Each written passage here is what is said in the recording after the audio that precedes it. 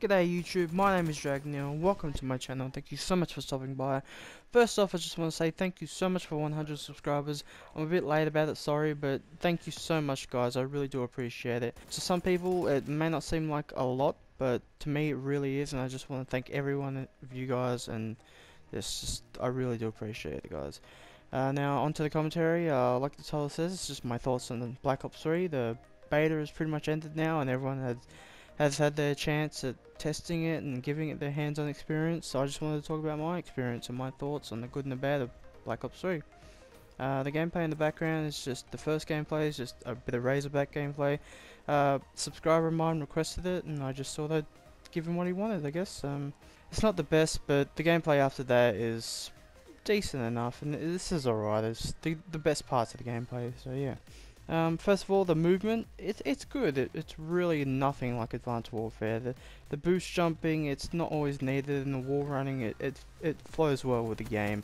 And you're on the ground most of the time, and like I said, the boost jumping is not necessary. It's just there to get to a higher point of the map, I guess. It's really well. The maps flow well, and I like it.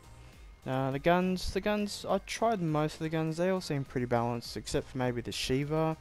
It killed really quickly. I think it's like a 2-bullet kill. I think it needs a bit of a nerf and maybe an increase with the fire rate. It should be a lot like the SMR. It shoots slower than that, but it feels like the SMR to me, just a bit slower. But I could see at least three assault rifles dominating Black Ops 3. It probably the Man of War, the ARK, and my favorite, of course, the MA. That's such a beast gun. I love that. And here we go. I love this part. Oh, the gore is back. It's back, man. It's so good. We haven't had gore in a Call of Duty since War, I think. It's so good. But yeah, Specialist. I like the Specialist. It seems pretty balanced in my opinion. Maybe, well, the Reject just got a recent nerf, if you may not know. Everyone's been talking about it, and personally I liked Reject. Reject wasn't much of a problem for me. I didn't see any problem with it, but I'm just one person in the community. The whole community, or most of the community, complained about it, and what can you do? What can you do? There was a few other. I think it's the gravity spikes. I saw a clip by J-Hub. It needs a bit of a decrease in the range. It killed him when he was like a pretty far distance away, and he was up on top of a ledge, and he was behind like a barrier, and it killed him. It was ridiculous. But it's a Specialist. I guess it's meant to be a little bit overpowered, but yeah, there's not much there. The perks are pretty good to me. I use most of the perks. And they all seem pretty useful. Like the tracker perk, I love seeing the footsteps. That was really good for tracking enemies. And the Sixth Sense perk, that was really good as well. A little bit cheap, I know, but it's there, and they're pretty useful. But you gotta be like super close to them, so it's not that OP. Not that OP. Yeah, and the paint shop. I love the paint shop. Paint shop is such a good idea. Just being able to create your own camos and stuff, it's really like such a good idea. Like, kudos to the person who decided to put that in.